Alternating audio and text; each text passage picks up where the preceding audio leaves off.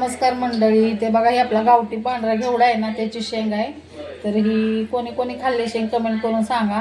तर हिला मी आधी निवडून छानपैकी अशी शिजवून घेतलेली आहे बघा, मस्त शिजलेली अशी. कारण ह्या घेवड्याच्या शेंगा पहिल्या जास्त भेटायच्या, पण आता कुठे कुठेच दिसतात. तर इथे बघा, आता हे तेल गरम करून घेतले. त्याच्यामध्ये आता मी लसूण टाकत आहे.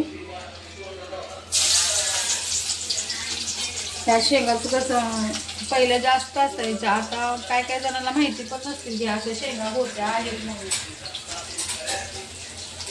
मस्त आता हा लसूण भाजून घ्यायचा आपल्याला, आणि थोडासा लसूण मी जास्त टाकलेले. हा शेंगा पण मी गावावरूनच आणलेला आहे. तुम्ही माझी वांग्याची रेसिपी दाखवली, त्याच्यामध्ये बघा ह्या शेंगा शिजत घातलेले मी दाखवले तुम्हाला.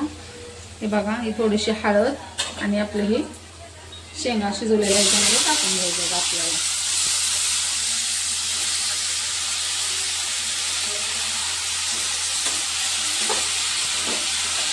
मस्तपैकी असं मिक्स करून घ्यायचं.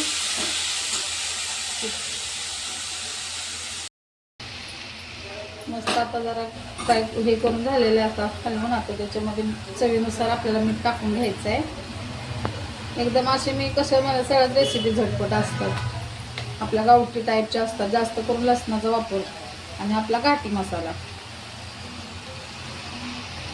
आपल्या तिखटाच्या आवडीनुसार तो घाटी मसाला टाकायचा आहे.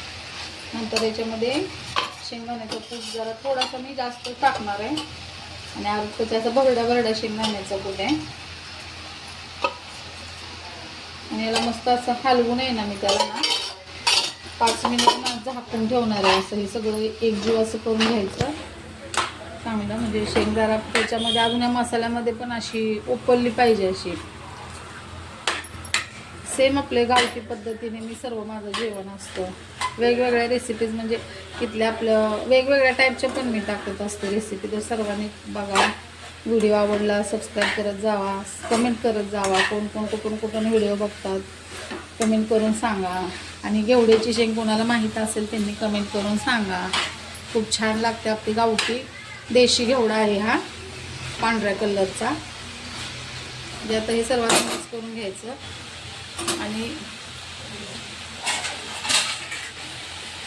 आता एक 5 मिनिट ह्याला झाकण लावून ठेवायचं.